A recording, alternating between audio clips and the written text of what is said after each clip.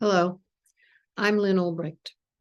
My son, Ross Ulbricht, is serving a double life plus 40-year sentence without parole for all nonviolent convictions. This is a death in prison sentence. The day I heard the judge pronounce that brutal sentence on my son, whom I love with all my heart, was the most terrible day of my life. He was just 31 years old and had no criminal history. His adult life was just beginning, and he was being locked away as irredeemable. Eventually, my shock and grief led to a heart condition, which put me in the hospital where I almost died. Having your loved one condemned to die in prison has a huge impact in so many ways, and it ripples out into the family and community. It's like having them executed, which is kind of true, as they are indeed being buried alive. This all began when Ross was 26 years old. An idealistic young man full of ideas, he created an e-commerce website called Silk Road. It was similar to eBay, only it ran through an anonymous browser and only accepted Bitcoin as payment.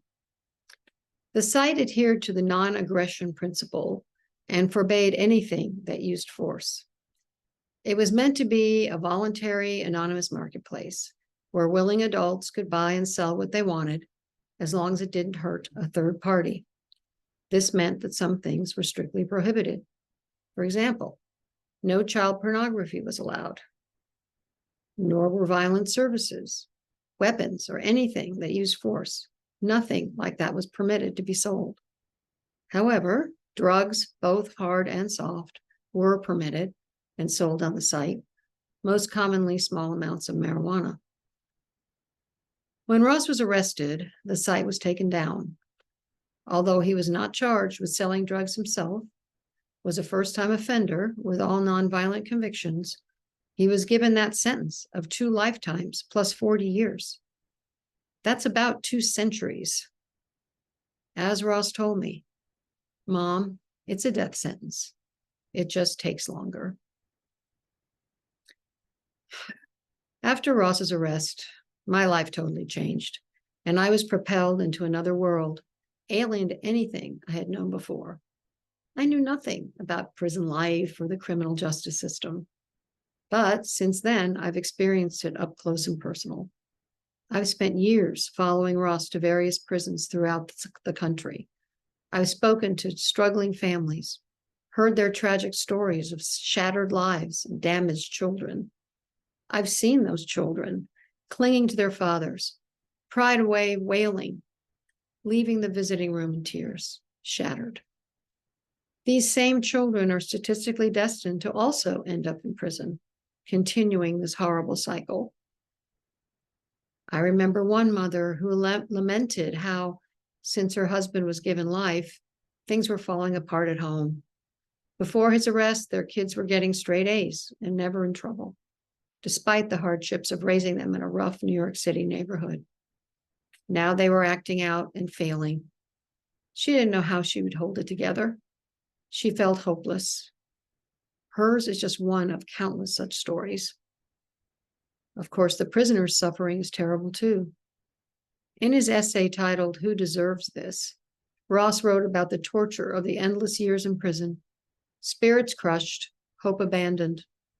He described how he asked several of his fellow prisoners to imagine the worst torture they could think of, flogging, burning, whatever, and to say whether they would take that for a limited time or they would prefer staying in prison unharmed for years or decades. They all said, without hesitation, "Give me the physical torture over this." Ross will turn 39 this month and is serving his 10th year in prison. He's a very different person than the reckless, idealistic young man who created that website years ago. He has matured, taken responsibility for what he did, and understands that his actions can have very severe consequences on himself and others. He knows he would never break the law again.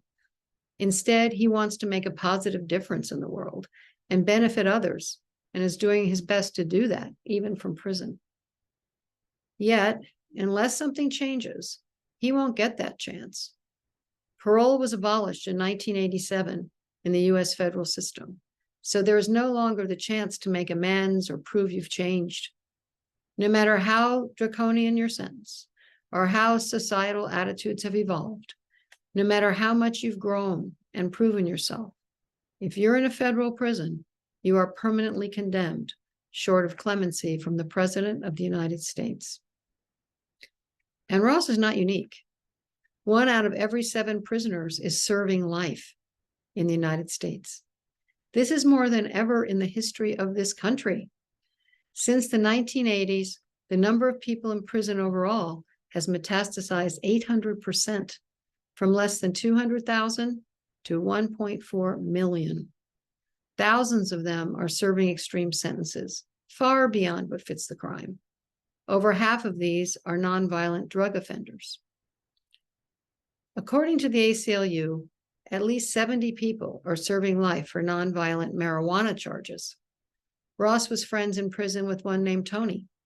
Before he was commuted by President Trump, Tony was serving life for pot in a federal prison in Colorado, all while it was legal on the state level and dispensaries were open for business. Every day that passes, my family and I pray that Ross will be given a commutation from the president, the opportunity to be free again and raise a family with his fiancée. He poses no threat to society. On the contrary, he has so much to contribute. Like thousands of others serving excessive sentences, he should have a second chance.